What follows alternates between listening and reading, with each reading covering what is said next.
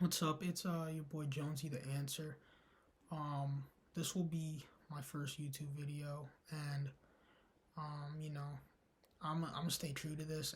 For my first video, we'll be talking about who are my top three MVP candidates, but I'm trying to be up there with the likes of Swish Out, King of the Fourth Quarter, uh, you know, B Souls, Low, anyone you could think of. I want to be one of the best when it comes to YouTube and basketball because I love the sport with everything in me. You know what I mean?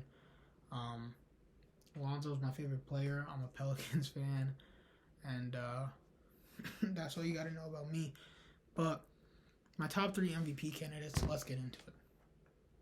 So, number one is definitely gonna have to be Joel Embiid.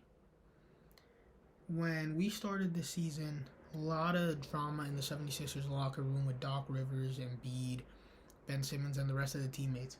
And with all this drama going on, Embiid managed. Obviously, we know he has Harden now, but Embiid managed, and it's not all Embiid. I don't want to pretend like it's all Embiid. You know, Tyrese Maxey, Matisse Thybulle defense, Tobias Harris, who's been having an off season, but this 76ers team isn't bad by any means.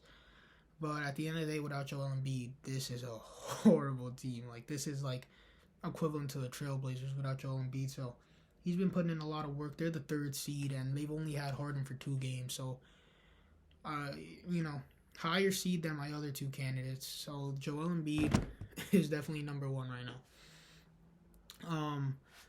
Real quick, Joel Embiid. If we go and look at his numbers, Joel Embiid is averaging 29.8. So he's averaging 30 points, 11 rebounds, 4 assists.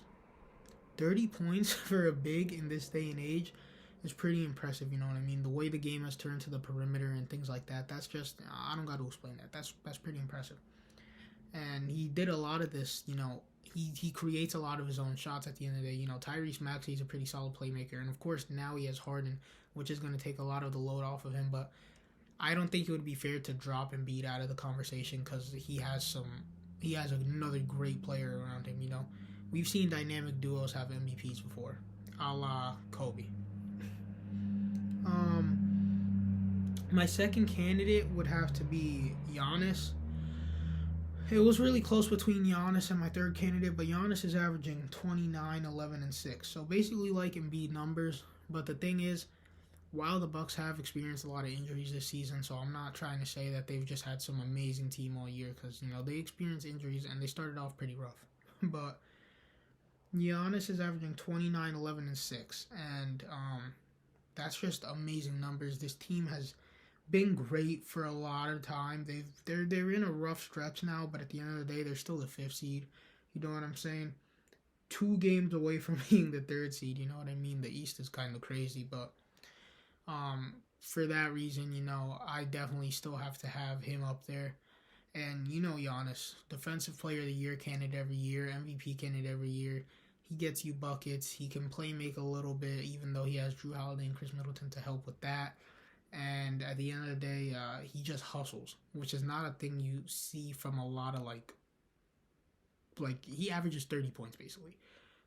A lot of guys like that, they're not hustling for loose balls and stuff, but you can guarantee Giannis can do that. And my third MVP candidate is going to have to be Jokic. 25, 13, and 8. A center almost averaging a triple-double. And Jokic leads this team in about every stat there is. He leads the Nuggets in about every stat there is. So he's really he's the anchor of everything. And people like to credit Jokic as a bad defender, but recently his rim protection is pretty good. And late game, you see him get a lot of great stops at the end of games. People just trying to take it on him because there's this misconception he's a bad defender. But, you know, he's been proving that not to be so true.